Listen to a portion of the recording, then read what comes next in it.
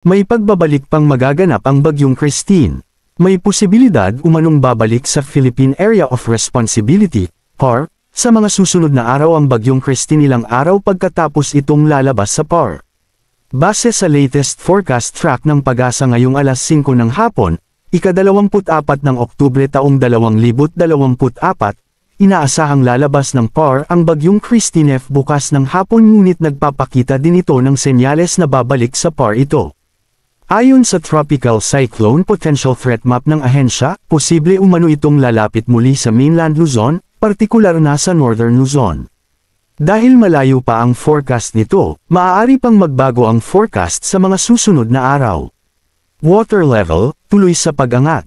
Umabot na sa 15.3 meters ang water level sa Marikina River ngayong 7:50 p.m., October 24, 2024 kung saan nananatiling nakataas ang first alarm. Patuloy na nakaaapekto ang mga malalakas na hangin at ulan sa lungsod at maging sa mga kabundukan ng Rizal. Manatiling alerto.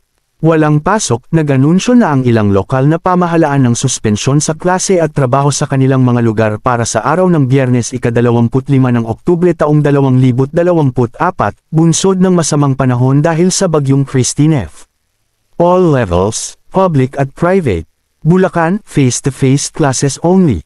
Cavite, Nueva Ecija, Pangasinan, Laguna, Batangas, Albay, face-to-face classes only, until lifted.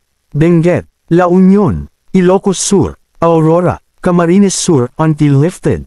Muntinlupa City, Parañaque City, Las Piñas City, Marikina City, City of Manila, San Juan City, Quezon City, Caloocan City, Pasig City, Malabon City, Valenzuela City, maliban sa online classes sa kolehiyo. Pasay City, Mandaluyong City, Pateros, Navotas City, Pampanga, Bataan, face-to-face classes only. Tarlac, Camarines Norte, Camarines Sur, Sorsogon, Pilar, until lifted. Sorsogon City, until lifted. Capiz, Davao, face-to-face classes only, until lifted.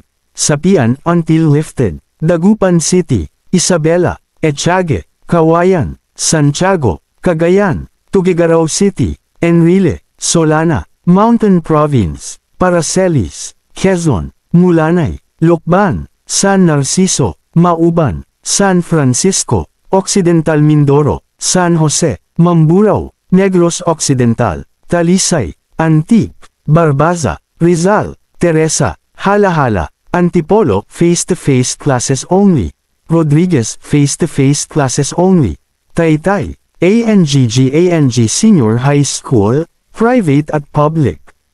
Cagayan, Santo Niño, Quezon, Gumaca, Infanta, Ginyangan, Sorsogon, Huban. Don't forget to subscribe. Thank you for watching.